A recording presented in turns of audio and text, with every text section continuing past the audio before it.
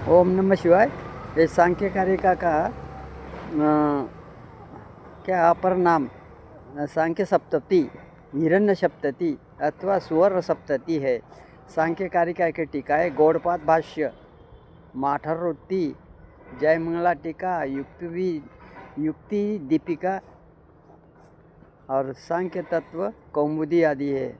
अभी सत्कार्यवाद सांख्य का दर्शन का प्रमुख सिद्धांत है। अब सत्कार्यवाद अभी सत्कार्यवाद देखना पड़ेगा भाई। जो छांदो योग उपनिषद में भी प्राप्त होता है। और सांख्य दर्शन के दो प्रमुख सिद्धांत है, सत्कार्यवाद एवं पुरुष बोध है ना, पुरुष एवं पुरुष बोध सिद्ध असी, पुरुष एक नहीं है।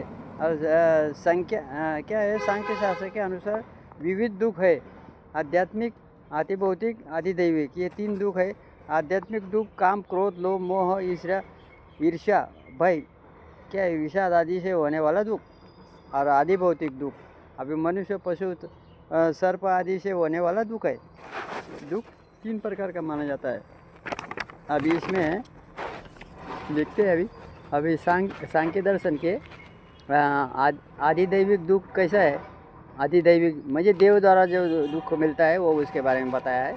अब इसमें यक्ष, राक्षस, भूत, प्रेत आदि से होने वाला दुख, और शारीरिक वात, पित्त, कफ आदि से उत्पन्न दुख, और मानसिक काम, क्रोध आदि से उत्पन्न होने वाला दुख। बराबर। अभी एकांतिक शब्द का अर्थ है दुख का अनिवार्य रूप से नष्ट हो जाना। अत्याध्यांतिक मतलब शब्द का अर्थ है जो दुख नष्ट हुआ है उसका फिर से उत्पन्न न होना। वात, पित्त, कफ और त्रिदोष का विषमता से शरीर का दुख उत्पन्न होता है। काम, क्रोध, लोभ, मोह, भय, ईर्ष्या, विषाद आदि द्वारा विषयों की अप्राप्ति से उत्पन्न दुख मानसिक दुख है। अब इसमें मनुष्य, पशु, मृग, पक्षी, सर्प आदि से उत्पन्न होने वाला दुख, आदि भौतिक दुख, यक्ष, राक्षस, विनायक ग्रह इत्यादि के दुष्ट प्रभाव से होने वाला दुख। आदि दैविक दुख है वैदिक उपाय के लौकिक उपायों के समान दुख त्रय को एकांतिक आध्यात्मिक निवृत्ति से असमर्थ है, नहीं हो पाता है। देखो, असमर्थ है, समर्थ नहीं है, मतलब एकांतिक एवं आत्यंतिक निवृत्ति में असमर्थ है। अभिव्यक्त, अव्यक्त और पुरुष के ज्ञान से दुख की निवृत्ति अधिक उत्तम होती है, लेकिन होता नहीं ना ऐसा। सांख्य शास्त्र के 4 प्रकार से तत्वों का विभाजन करता है। प्रकृति, विकृति, ये 7 है। केवल विकृति यानी कि ये 5 है, न प्रकृति न विकृति, ये पुरुष है। प्रकृति की संख्या है 1, और मूल प्रकृति इससे प्रधान या अव्यक्त भी कहा जाता है। प्रकृति की एवं विकृति की संख्या 7 है। प्रकृति विकृति की संख्या 7 है। अब ये क्या है, प्रकृति की विकृति ये सप्तह है, मतलब कारिका नंबर कितना है, 3, जो महत, अहंकार तथा पंच तन्मात्राएँ हैं। इनका कारण एवं कार्य नाम से भी जाना जाता है। केवल विकृति अर्थात कार्य की संख्या 16 है। 16 यानी कि 16 कष्ट विकारो, ये 3 नंबर का श्लोक है। अभी 5 ज्ञानेंद्रिय, 5 कर्मेंद्रिय, मन, 5 महाभूत, ये 16 हो गए। इन्हें कार्य मतलब ये 5 ज्ञानेंद्रिय मतलब त्वक, स्तोत्र, नेत्र, जिह्वा, घ्राण, वाक्पात, पानीपाई, उपस्थ, ये कर्मेंद्रिय हुए।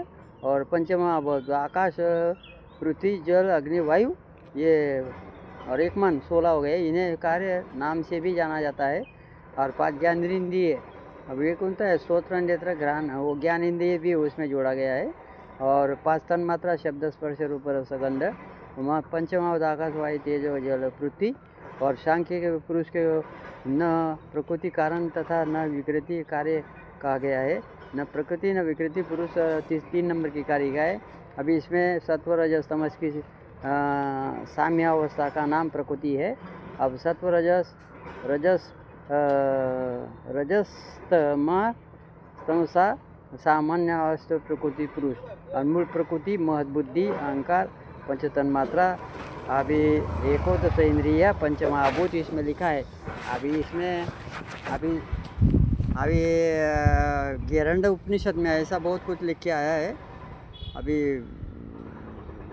अपरा विद्या में तो नहीं लिखा जा सकता ना, मुक्त होने की जो भाषा है अपरा विद्या में नहीं लिख सकता, उसको परा विद्या ही चाहिए। जो आंखों से देखता है, देखते देखते देखने चला गया, अभी देखता ही नहीं, अभी पता नहीं कौन देख रहा है। कान से सुनते सुनते कान का सुनना ही बंद हो गया, अनहद नाद हुआ भीतर से। नासिका से सूंघते सूंघते सूंघना चला गया, सुगंध लेना चला गया, तो सुगंध कौन ले रहा है? अंदर से भीतर की खुशबू, ना उधर आता रहे ना सेंट में कुछ है, अंदर से खुशबू आती है। ऐसा तो अंदर से खुशबू रहेगी तो बाहर फेंकेगा ना। हाँ, वही सत्य है। अभी ये परा विद्या में होगा, अपरा विद्या में मुक्त नहीं हो सकते। मुक्ति की भाषा किसी ने बताया नहीं। इसमें बहुत इसमें आगे है, मैं बताऊंगा। अभी इसमें बताया गया है, दूर से भी दिखता नहीं, अब नज़दीक से भी दिखता नहीं, फिर दिखता किसको है ये आगे बताएगा। अपरा विद्या में मुक्त नहीं हो सकते, परा विद्या में हो सकते। ये विषय है ना, मुक्त होने का परा विद्या में ही हो सकता है। लिख रहा हूँ अभी, मुक्त होने का ग्रंथ बना रहा हूँ। ग्रंथ बन जाएगा, प्रस्तुत कर दूंगा संस्कृत में। उसमें श्लोक आएंगे, संस्कृत में श्लोक आएंगे, उसकी व्याख्या आएगी, सारे तत्व आएंगे, बहुत सा लिखा हुआ आएगा उसमें भगवान शिव के बारे में। उसमें थोड़ा श्वेताश्व उपनिषद, मांडुक्य उपनिषद, मुंडक उपनिषद, उसमें के भी थोड़ा आएगा। उसमें मुक्त की परिभाषा में क्या है वो समझना पड़ेगा, लिखना पड़ेगा। ओम नमः शिवाय।